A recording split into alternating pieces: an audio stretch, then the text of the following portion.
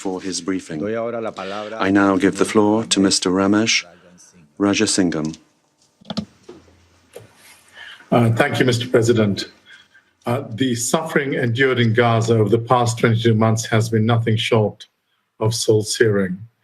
Our shared humanity demands that this unacceptable catastrophe is brought to an immediate end. Mr. President, I will address three matters today. First, I'm extremely concerned over the prolonged conflict, the reports of atrocities and further human toll that is likely to unfold following the government of Israel's decision to expand military operations in Gaza. This marks a grave escalation in the conflict that has already inflicted unimaginable suffering. Now, for over 670 days, Palestinians in Gaza have endured daily killings and injuries. More than 61,000 people have been killed, including over at least 18,000 children, and 151,000 have been injured, according to Gaza's Ministry of Health. Meanwhile, 50 hostages are believed to remain in Gaza, with those still alive held in inhumane and appalling conditions.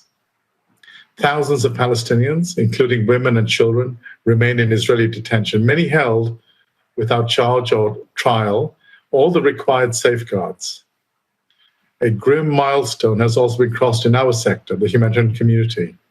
Over 500 humanitarian workers have been killed in Gaza since hostilities escalated, including at least 167 women. Smear campaigns against aid operations continue unabated. And as we approach World Humanitarian Day, we must insist on the protection of all aid workers. Mr. President, second, humanitarian conditions are beyond horrific. We have frankly run out of words to describe it. Whatever lifelines remain are collapsing under the weight of sustained hostilities, forced displacement, and insufficient levels of life-saving aid. Hunger-related deaths are rising, especially among children, with severe malnutrition. Since the escalation of hostilities in October 2023, the health authorities in Gaza have documented the deaths of 98 children from severe acute malnutrition, 37 alone since the 1st of July, just over a month ago. This is no longer a looming hunger crisis. This is starvation, pure and simple.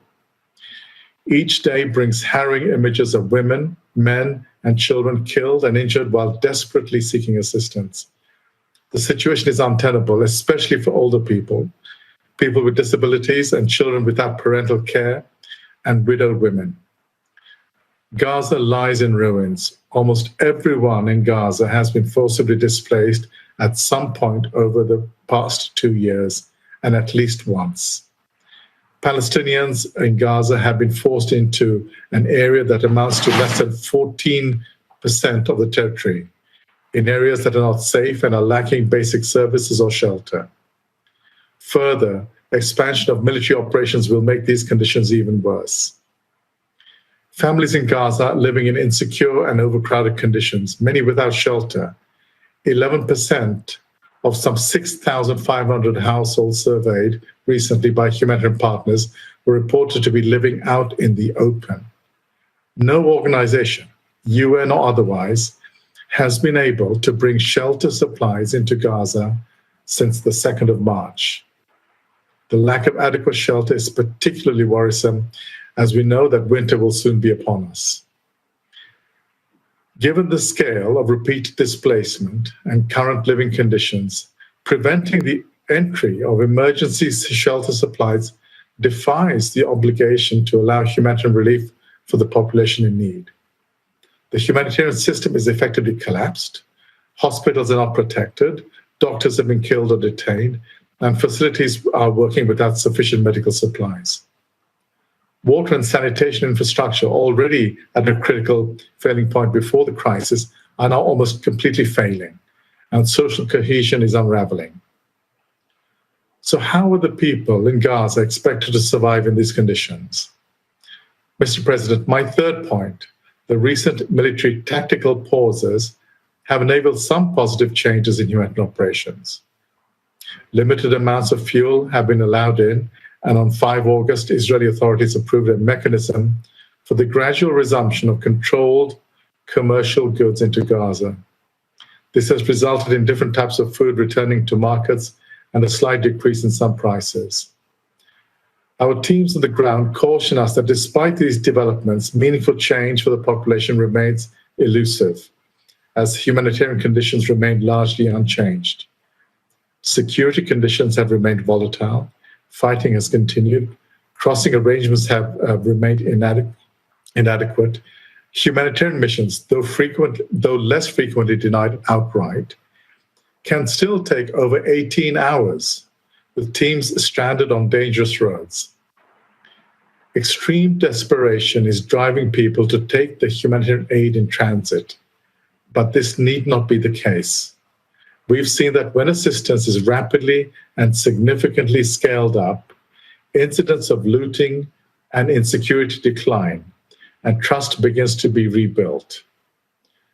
The United Nations has the plan and the systems in place to respond. We've said this before, and we will say it again and again. Let us work. To assist all those in need at scale, we must have predictable access, and the movement of life-saving goods must be more effectively facilitated. It is equally critical that all humanitarian partners on the ground, including international humanitarian organizations, are allowed to deliver life-saving services. Registration processes for non-governmental organizations that the government of Israel introduced earlier this year are concerning and risk further undermining operational capacity and continuity. Mr. President, echoing the Secretary General, I remain deeply concerned about the ripple effects of the expansion of Gaza military operations on the West Bank, where military operations, settler violence, and home demolitions persist at unprecedented and alarming rates. A year ago, the International Court of Justice determined that Israel must bring its unlawful presence, policies, and practices to an end as rapidly as possible. Developments in the West Bank worsen and an existing humanitarian situation that sadly remains less visible, but not because it is less severe, but because the global attention has been drawn elsewhere. Mr. President, Security Council members, and indeed the international community listening,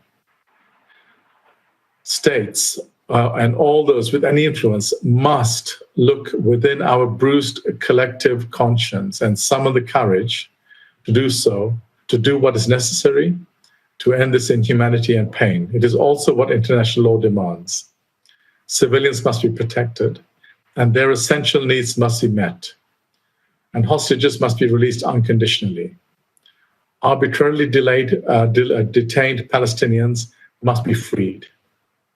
Israel must agree to and facilitate humanitarian relief operations, both into and within the Gaza Strip, to reach the population in need.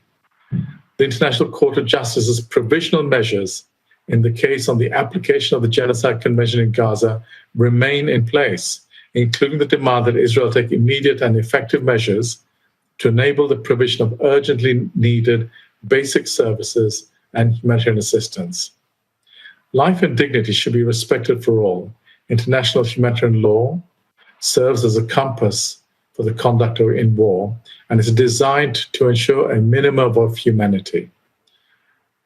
The parties in all states must honor their commitment to this. The suffering must stop. Mr. President, thank you. Don't miss out, get the full picture. Subscribe to Al Jazeera for reliable news and expert insights. Like, share, stay ahead.